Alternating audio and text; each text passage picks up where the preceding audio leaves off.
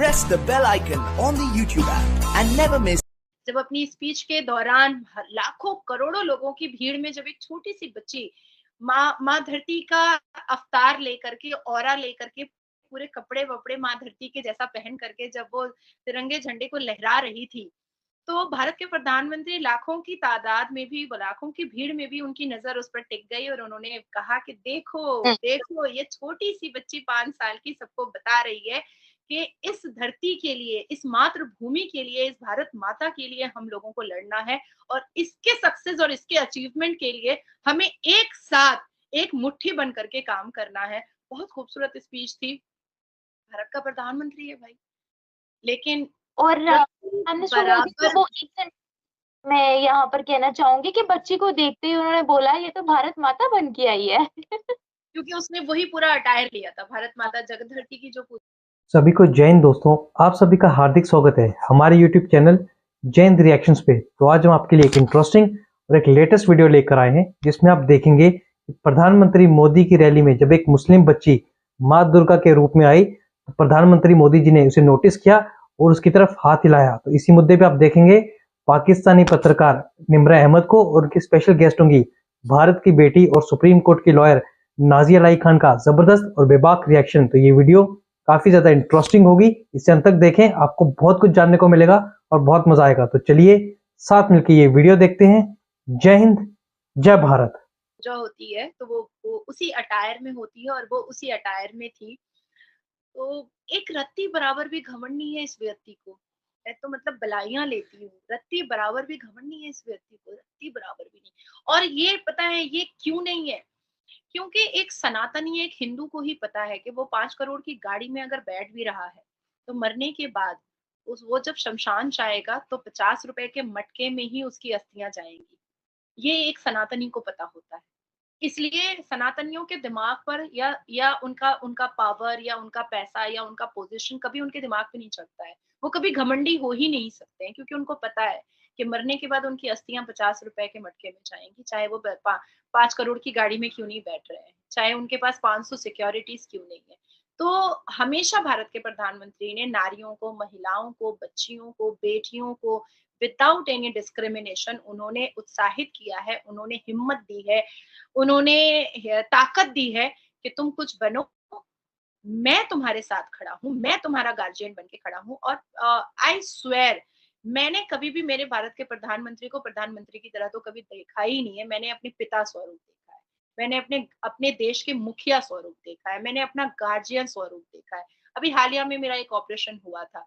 लोगों ने सोचा कि 1 हफ्ता तो नाजिया कहीं पर दिखाई नहीं देगी, पर सिर्फ और सिर्फ 31 घंटे के बाद मैं नेशनल न्यूज पे फिर से बैठ गई और मेरे एक हाथ में स्लाइन लगा हुआ था।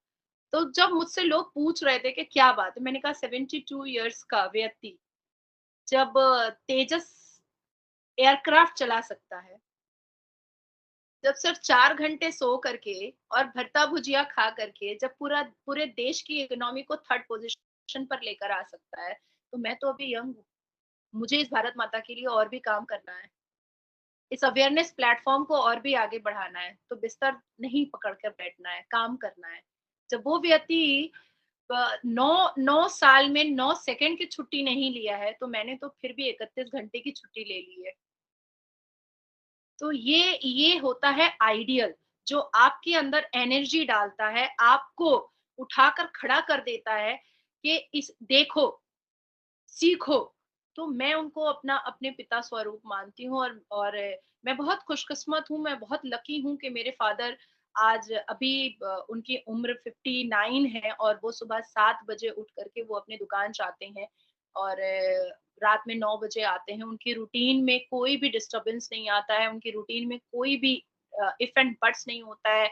चाहे वो बीमार हो, चाहे उनकी तबीयत थोड़ी नासाज हो, पर वो उठ करके खड़े हो जाते हैं। इसलिए मैं भारत के प्रधानमंत्री को पिता स्वरूप मानती हूँ, क्योंकि 2 पिता और दोनों एनर्जेटिक। तो उनकी पुत्री ऐसी कैसे हो सकती है कि वो बेड पकड़ करके एक बहाना बना ले। तो मैं इन शॉर्ट, इन ब्रीफ में इतना ही कह सकती हूँ कि आज अगर महिलाएं भारत में एक मशहूर पूरी शोहरत हासिल कर रही हैं, रिनाउंड हो रही हैं, बहुत एनर्जी के साथ सामने आ रही हैं, बड़े-बड़े पदों पर बैठ रही हैं, कैबिनेट मंत्री बन रही हैं, तो सिर्फ उसके पीछे हाथ है तो भारत के प्रधानमंत्री जी श्री नरेंद्र दामोदर दास मोदी जी का।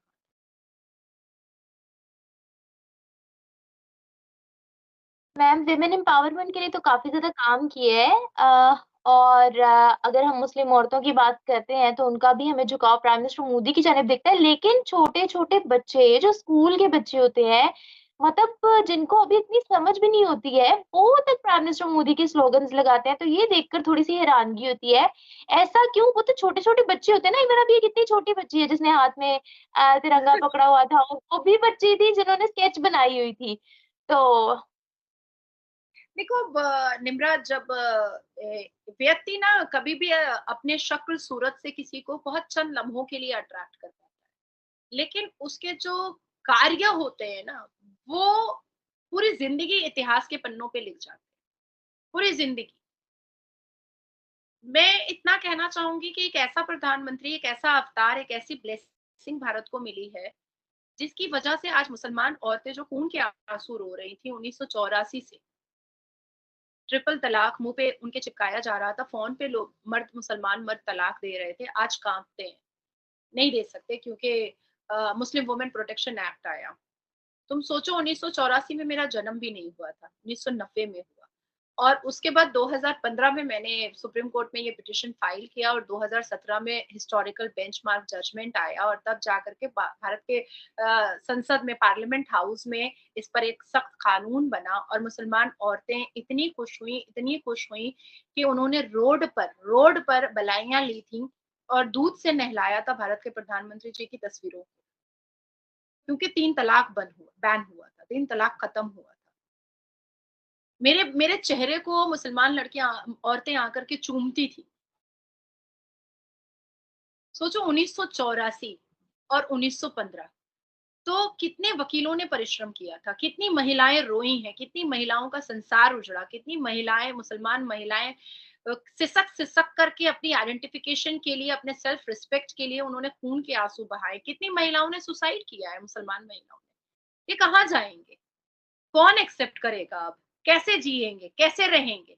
तब भारत के प्रधानमंत्री ने दूसरा स्लोगन लगाया कि एक हाथ में कुरान और दूसरे हाथ में कंप्यूटर ले लो, पढ़ लो, क्योंकि शिक्षा जो है वो आपको मरने नहीं देगा, आपको जीवित रखेगा, आपके अंदर हिम्मत पैदा करेगा। तो हर तरीके से एक व्यक्ति जो महिलाओं के अंदर जो उसकी इज्जत क्या है, उसका रिस्पेक्ट क्या है, उसका एहसास दिलाया है, ये तो 5 साल की बच्चियां भी अपने कान से सुन रही है ना। उनके उनके किए हुए कार्य को वो 5 साल की बच्चियां भी तो समझ रही है ना, अपनी आंखों से देख रही है ना। तो वो बच्चियां तो फैन फैन हो ही जाएंगी ऐसे ऐसे मुखिया की, ऐसे ऐसे अवतार की, जाहिर सी बात है। देखो मैं बहुत छोटे से एग्जाम्पल से मैं बता देती हूँ कि सपोज तुम्हारे फादर बहुत खड़ूस है, ये बच्चा बहुत एरोगेंट है, बहुत अग्रेसिव नेचर के हैं, ये बच्चा 3 साल की 4 साल की उम्र में समझ जाता है। If your father is very polite, very friendly, ये बात लड़की को और लड़के को 3 साल 4 साल की उम्र में समझ में आ जाता है। If your father is not polite and friendly with their child या विथ हिज चाइल्ड, ये बात बच्चे सबसे पहले समझ जाते हैं।